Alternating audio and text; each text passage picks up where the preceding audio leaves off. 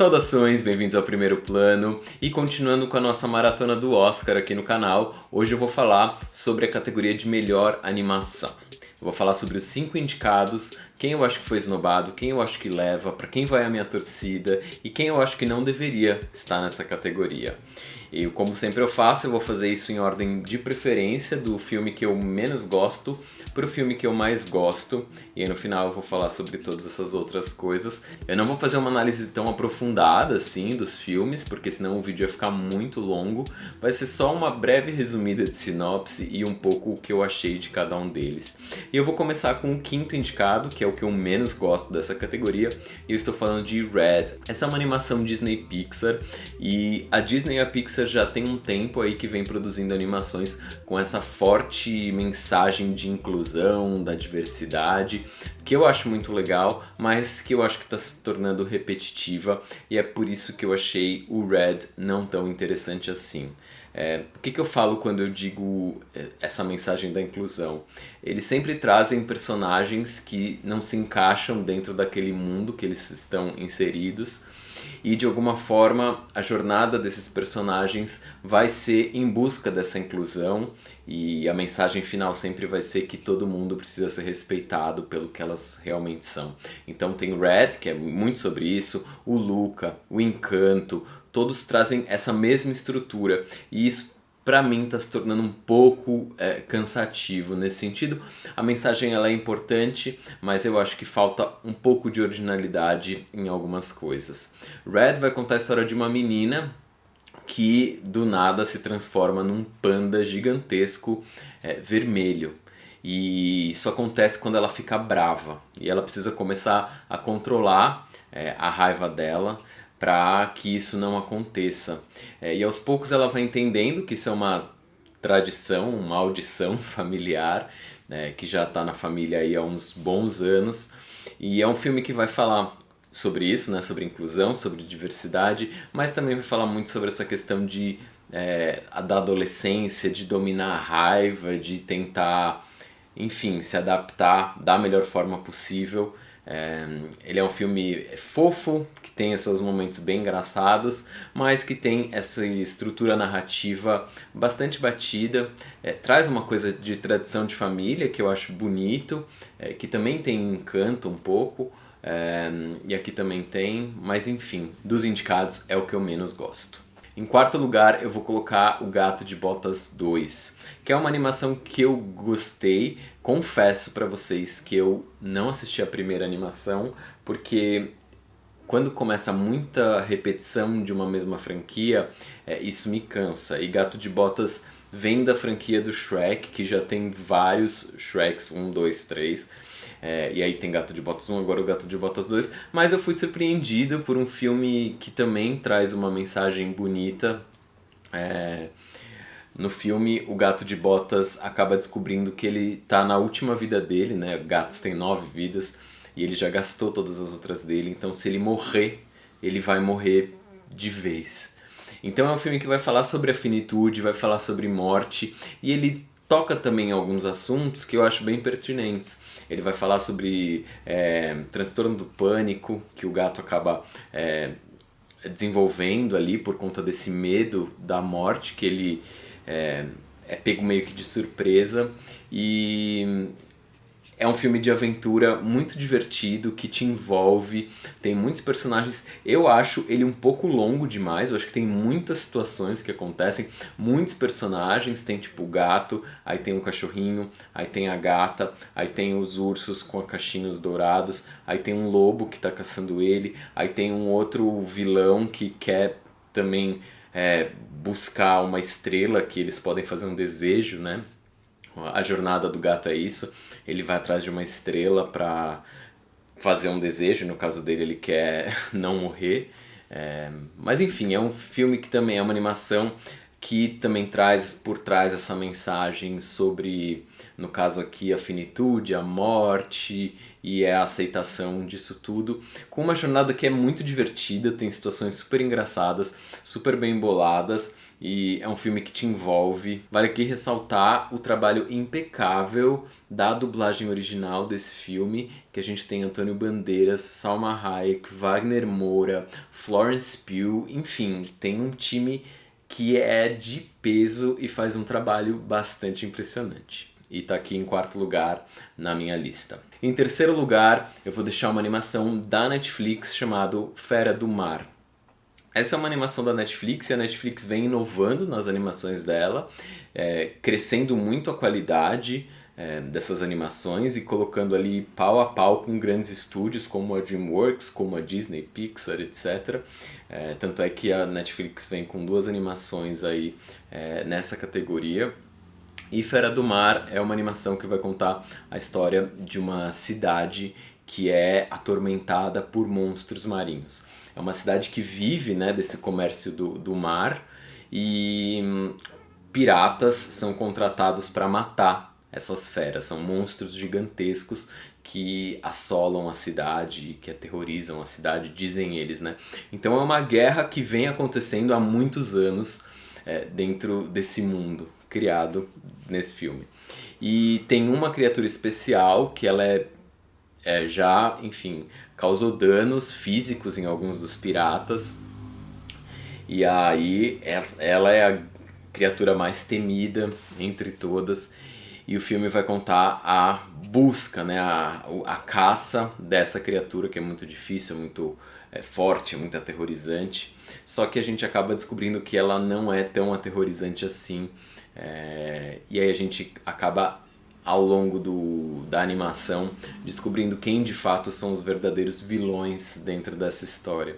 É um filme muito interessante que vai falar muito sobre essa questão da guerra, que eu acho um tema que é bastante propício para falar para crianças, da forma como que é falada, porque ele cria esse mundo, né? Mas que é uma guerra que ela acontece sem que as pessoas de fato se questionem o porquê que está acontecendo, sabe? E isso acontece muito no nosso mundo real. Então eu acho uma forma muito interessante de introduzir esse assunto para crianças, porque é uma animação muito bonita, muito colorida. As feras, né, elas são assustadoras, mas ao mesmo tempo elas são coloridas e o mundo em que elas vivem é colorido. Então é uma animação cheia de cor, de alegria. Então é uma animação realmente que eu acho que as crianças adoram por toda essa questão, só que eu acho que ela é positiva de trazer esse questionamento acerca das guerras de uma forma geral, né? Mas é uma animação que também segue uma estrutura bastante clássica, tem os seus personagens bastante estereotipados, o herói, o vilão e como isso vai se mudando ao longo do desenho, né, da animação. Mas de qualquer forma é também uma diversão e eu acho que por conta dessa mensagem e da maneira com que o filme carrega isso, que não é nada didático, né? É muito natural, tá aqui em terceiro lugar. Agora em segundo lugar eu vou deixar uma animação que talvez entre as animações seja a mais diferente de todas. Eu estou falando de Marcel, The Shell with Shoes On. Eu fiquei muito encantado com essa animação, que ela é muito fofa, ela é muito bonita e ela é muito profunda. Aqui que eu tô falando, né, que é uma animação que acaba fugindo dessa estrutura clássica e vai discutir alguns temas que são bastante relevantes e profundos de uma forma muito sutil, muito simples. Marcel with the Shoes On conta a história do Marcel. Ele é uma conchinha que vive dentro de uma casa com a avó, uma casa que era habitada por humanos e que se mudaram, e ela é alugada no estilo Airbnb para um cineasta. O Marcel, ele perdeu a família dele num evento e esse cineasta conhece o Marcel, acha ele uma criatura um tanto interessante e começa a documentar um pouco a vida, o dia a dia do Marcel dentro daquela casa e resolve ajudá-lo a encontrar a sua família.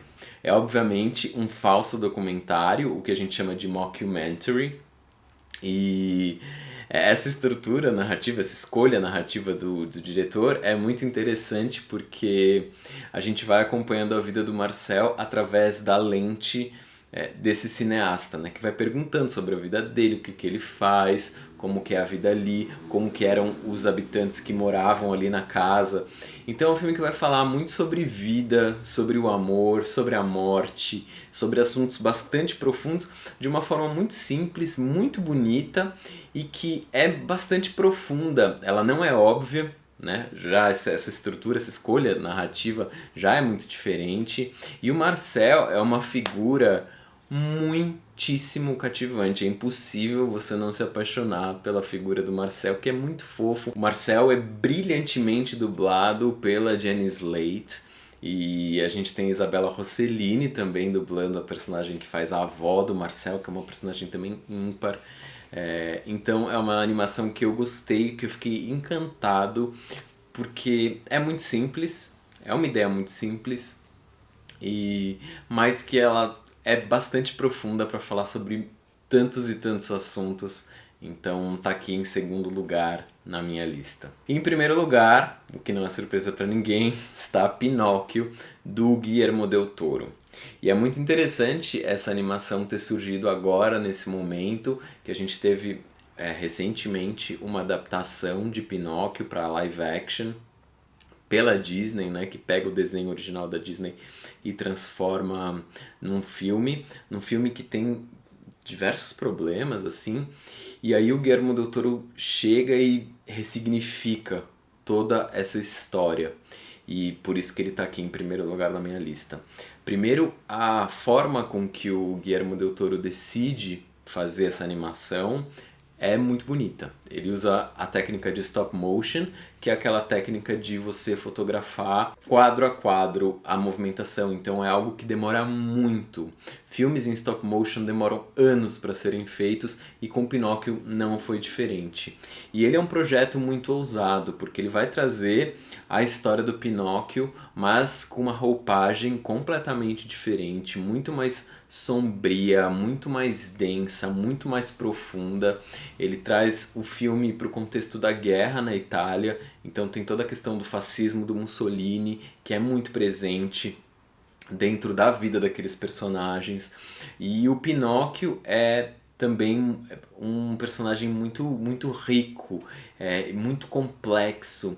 E o Gepeto também traz essa complexidade muito grande que é diferente das animações da Disney, né? O Gepeto perde um filho na guerra, então ele já traz essa coisa bastante depressiva dentro dele, né, de ter perdido um filho, e o Pinóquio chega para tomar o lugar, digamos assim, desse filho que o Gepeto perde. Mas é um filme que ele vai oscilar muito dentro dessa questão profunda acerca da morte, da guerra que os personagens estão envolvidos. E a figura da Fada Azul é uma figura mítica, muito complexa, que é dublado pela Tilda Swinton. A gente tem a Cate Blanchett dublando, o Ian McGregor, enfim, é um elenco também sensacional e que traz uma carga e um peso dramático ainda mais forte para essa animação, que é bastante emocionante. Eu chorei um tanto assim nesse filme, porque, como eu disse, ele traz essa história do Pinóquio, a estrutura toda tá ali, mas ele adiciona algumas camadas de complexidade, de profundidade, de densidade dramática para todos os personagens. Então é uma animação que eu achei belíssima, feita com um primor estético do Guillermo del Toro, assim, e ele prova que a animação não é só para crianças. Essa animação pode ser vista assim por crianças, mas eu acho que é uma animação que ela trata de alguns assuntos um pouco delicados, e ele traz, como eu disse, essa carga dramática um pouco mais pesada. Ele chega na Netflix com uma faixa etária de 12 anos, então eu acho que de fato para uma criança de 6, 7 anos que talvez se encantasse com a animação original de Pinóquio, que mesmo a animação original tem aí as suas questões, Ela é um pouco mais pesada, ela é um pouco mais densa e traz assuntos um pouco mais delicados, e o Guillermo del Toro, melhor do que ninguém, sabe fazer isso. E quem eu acho que vai levar o prêmio, eu acho muito provável que seja o Pinóquio, e a minha torcida obviamente está com ele também. O filme vem ganhando aí vários prêmios dentro dessa temporada de premiações, prêmios importantes aí, então eu acho que ele é um grande e um forte candidato para levar o prêmio de melhor animação, e eu vou ficar muito feliz se isso acontecer. Agora eu vou falar um pouco sobre esnobados. Eu não sou uma pessoa que assisto muito animação, devo confessar pra vocês, mas eu vou deixar uma animação que eu achei muito legal mesmo, e eu fico impressionado dela não estar no Oscar, que é uma animação dirigida pelo Richard Linklater, que é o diretor de Boyhood, da trilogia do Antes, né? Antes do Amanhecer, Antes do Pôr do Sol, Antes da Meia-Noite. Ele dirigiu uma animação que está inclusive na Netflix, chamada Apollo 10,5, que é a história de um menino que sonha em ser astronauta e viajar para a Lua, e ele cria toda uma história acerca disso. É uma animação bem impressionante que vai falar sobre o estilo de vida ali nos anos 60 nos Estados Unidos. E não tá aqui indicada. A animação ela é bem interessante também, ela segue os moldes das outras animações que o Richard Linklater já fez, como o Scanner Darkly e o Waking Life. Então, para quem quiser conferir, a animação está disponível na Netflix, e eu acho que ela foi aí uma grande esnobada dentro dessa categoria. Então é isso, espero muito que vocês tenham gostado. Me digam aqui nos comentários quais as suas animações favoritas dentro dessa categoria e quem você acha que vai levar o prêmio para casa. A gente se vê no próximo vídeo. Não se esqueça de se inscrever no canal, curtir o vídeo, divulgar pra galera, porque isso ajuda o meu trabalho aqui. E me seguir nas minhas outras redes sociais, que estão todas listadas aqui embaixo. Um beijo pra vocês e a gente se vê numa próxima. Até mais!